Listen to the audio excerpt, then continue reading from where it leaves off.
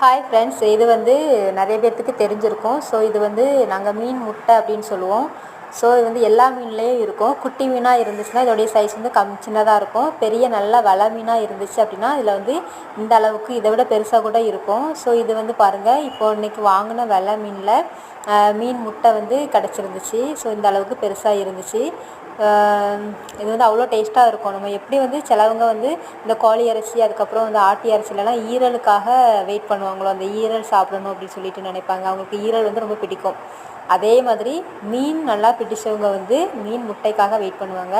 So அவ்வளோ ஒரு டேஸ்ட்டாக இருக்கும். கிட்டத்தட்ட ஈரல் வந்து எப்படி ஒரு டிஃப்ரெண்ட் டேஸ்ட்டை கொடுக்குதோ, அதே மாதிரி மீனில் வந்து இந்த மீன் முட்டை வந்து டிஃப்ரெண்ட் டேஸ்ட்டாக இருக்கும். ஸோ நிறைய பேர் வந்து சாப்பிட்ருப்பீங்க, சில பேர் வந்து வேண்டான்னு சொல்லிட்டு ஒதுக்கி வைப்பீங்க. ஆனால் இது நல்லா அவ்வளோ ஹெல்த்தியான ஒரு விஷயம். ஸோ இனிமேல் வந்து தூர போடாமல் சாப்பிடுங்க. யாரெல்லாம் சாப்பிட்ருந்தீங்களோ அவங்க லைக் பண்ணுங்கள். இந்த வீடியோ பிடிச்சிருந்துச்சுன்னா மறக்காமல் கமெண்ட் பண்ணுங்கள். தேங்க்யூ.